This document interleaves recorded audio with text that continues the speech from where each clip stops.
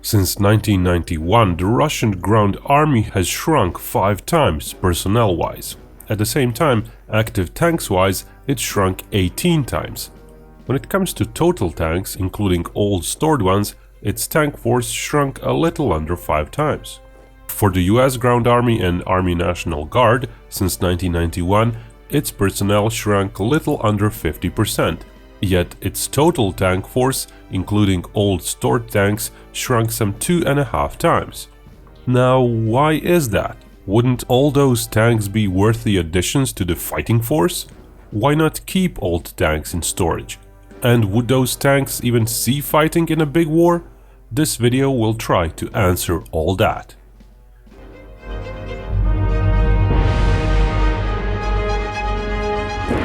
Tanks are usually loved by men in the field. And what else do men and women love? A clean, well-groomed appearance. This video is brought to you by Manscaped, and they are all about getting you nicely groomed. My Christmas gift keeps on giving. Check it out, Manscaped's new performance package.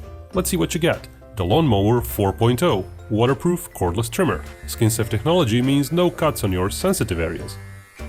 You also get this Crop Preserver Ball Deodorant and Crop Reviver Ball Toner Spray. I love the smell of Christmas in the morning. Now this is piece de résistance for me. Weed Whacker nose and ear hair trimmer. Without it, I'd be the next Brezhnev. It doesn't pull hair, so you won't have to pretend that men don't cry. You'll also get the Shears 2.0 luxury 6-piece stainless steel nail kit. Manscaped has me covered head to toe. And you'll get 2 extra gifts when getting the package: the Shed travel bag and Manscaped anti-chafing boxer briefs. Go to manscaped.com and use my promo code BINKOF20 to get 20% off. You'll also get those 2 free gifts and free international shipping. Your jingle balls will thank you. Let's go back to men's other gizmos, tanks. The Abrams in the US storage and the various T-72, T-80 and T-90 tanks in Russian storage are not, of course, the only stored tanks. There are plenty of armed forces around the world which technically have some extra tanks at their disposal but don't use them, or don't even preserve them well.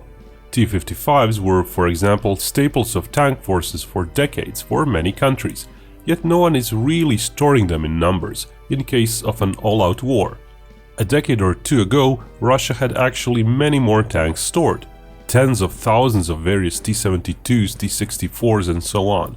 It's not that the tank can't have a long shelf life. Tanks are fairly easy to upkeep and operate, at least compared to fighter jets.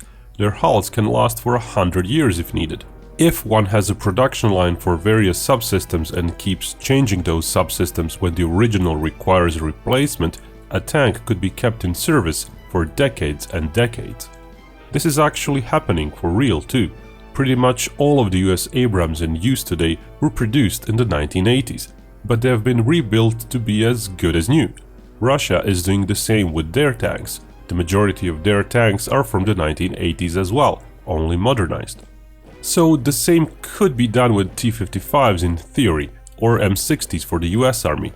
Yet the US doesn't really even store M60s, and Russia has been shrinking their tank storage parks quite a bit, getting rid of most of the countless T-72s, let alone T-55s. Reasons for all those can be explained by several factors, and they don't always apply to all militaries equally. Let's take the US military as an example. Back in the 1980s, it believed its biggest threat was hordes of Soviet tanks in Europe. So what did its own force destined for Europe consist of? Anti-armor formations. Sometimes those were light infantry units with anti-tank missiles. Other times it was tank units of their own. But tanks were certainly a lot more prevalent. In armored divisions, but also in infantry divisions. Yes, back then even US infantry divisions had some tanks, usually several armored battalions worth. But as the Cold War ended, the need to have a lot of tanks disappeared as well.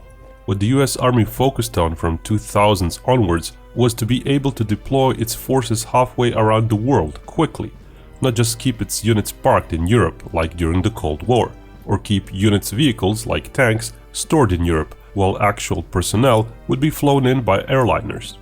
So there was this need to keep units light. Many infantry units even traded in a lot of their armored APCs for almost unarmored Humvee vehicles. Without heavy vehicles, there would be fewer support vehicles needed. Light vehicles used up less fuel, meaning even fewer fuel trucks needed. And fewer vehicles overall meant even fewer support personnel. So the whole infantry brigade became easier to move, meaning easier to load up in ships or even sometimes in planes, and move around the world. And the difference between an armored brigade, a mechanized brigade, which in US terms is what a striker brigade basically is, and a pure infantry brigade can be quite big. We're talking dozens of vehicles and thousands of tons of difference. 1,500 various vehicles and trailers for an armored brigade is no small number. Combined tonnage of all those vehicles is around 27,000 tons. A striker brigade has a bit fewer vehicles even though it has more personnel, but vehicles themselves are lighter on the average, so the combined tonnage is under 20,000 tons. An infantry brigade is by far the lightest and with fewest vehicles, with combined tonnage being some 12,000 tons, less than half of the armored brigade. It's not just about strategic mobility via ships either. As said, lighter vehicles require less fuel and other support, and high-end combat vehicles like the Abrams tank with its fuel-guzzling power plant require even more fuel. Today's Abrams will achieve roughly 0.6 miles per gallon, while the previous generation main battle tank, the M60, will do roughly 0.8 miles per gallon. A Humvee will of course use less fuel than a striker vehicle, and a striker, being a wheeled vehicle, will use less than a Bradley infantry fighting vehicle. Bottom line is, units equipped with tanks will require a lot more fuel trucks to be used. Not just because tanks use up more fuel, but because the recovery vehicles need to be heavy and strong enough to handle those tanks. So those will be tracked and use up more fuel. Other support units will require more of the heavy trucks, which will use even more fuel. Heavier ammo will require heavier trucks. Various parts like tank tracks will wear out quicker. The Abrams needs replacement tracks every 2,000 miles, and those aren't light. Furthermore, simply operating tanks is expensive. At the end of the Cold War, when the Abrams was a decade old and the M60 was decades old, a US government office compared the costs of the two tanks and found the M1A1 to be over 3 times the cost per mile. Besides fuel, the spare parts were more expensive, as was repair. While having a tank in a unit can increase its firepower, the truth is that not all units will benefit from added firepower. In specific situations, like 1980s Europe, added firepower came with acceptable costs. But there is also the technology factor. Back then, jointness of various units on the battlefield was much lacking compared to today. Back then, an infantry brigade which happened to have some tanks often had to rely on itself for direct fire support. Calling any kind of other support took longer. And planes would be hard-pressed to actually hit the enemy as easily as today. Guided weapons were not as prevalent. The same could be said of artillery support. Back then, it was a tool of suppression. Today, with guided projectile technology, the unit commander can call upon artillery to provide direct fire support, be it organic to the unit or from artillery units from far away.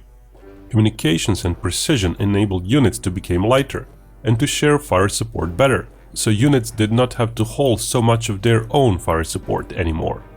Even light weapons like RPG launchers became more effective.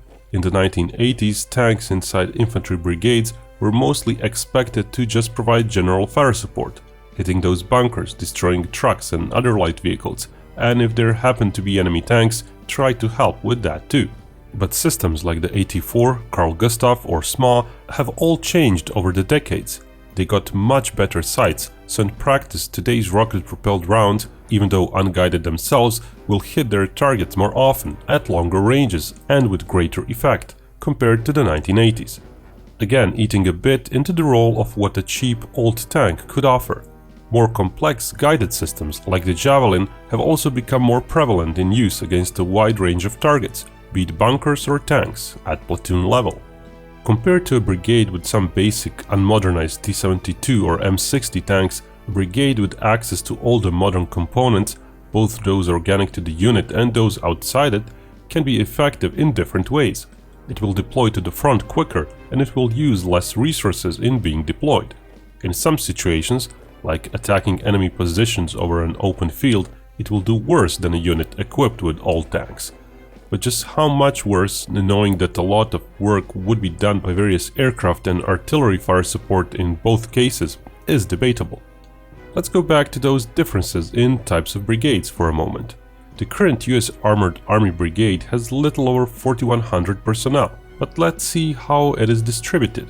Yes, it has 73 tanks, but it really has 1,300 personnel meant to do offensive maneuvers, not counting headquarters, support and artillery.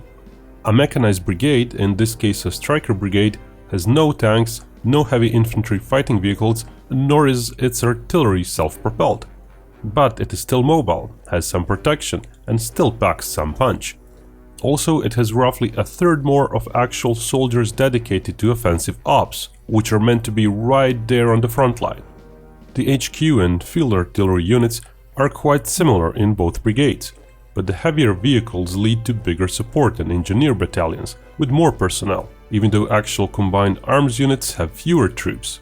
So if the mechanized brigade would have the same number of troops in combined arms battalions, that brigade would need even fewer people and trucks in support and engineer battalions, possibly even a couple hundred fewer troops. So for certain other kinds of operations and needs, those lighter but more numerous units will actually be more effective than units with tanks. The firepower that old tanks would bring will be nice, but it will come at quite a cost in other areas. And it's not just operational costs once the war starts. In order to be able to distribute old tanks upon mobilization, the army needs to upkeep them first, store them, check them up periodically, repair them periodically, for years and decades, invest time and money into upgrading them from time to time.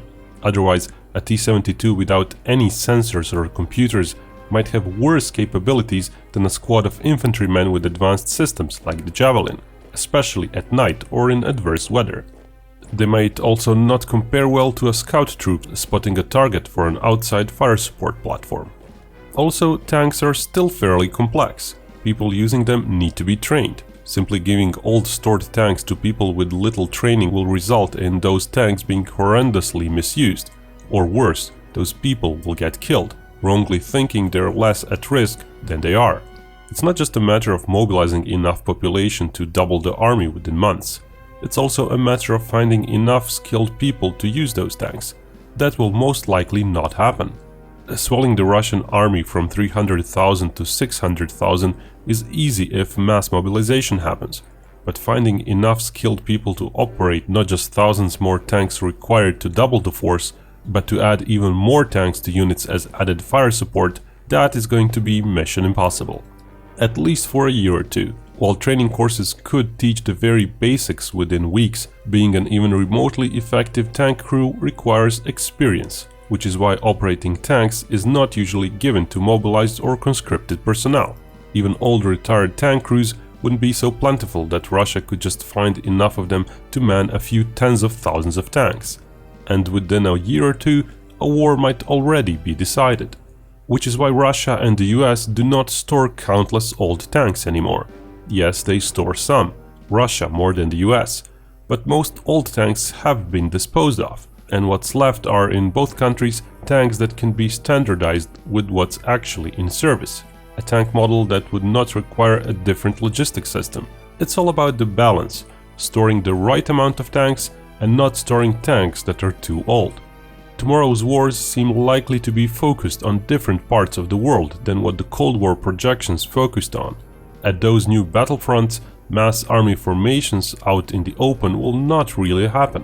And even if a war at the eastern edge of NATO countries' borders does happen, today's Russia is not the Soviet Union. The EU alone has more tanks and troops than Russia today. So putting even more emphasis on tank firepower for NATO and Europe may simply not be worth it. And remember, Binkov may talk about hypothetical wars, but only real peace can bring us all together.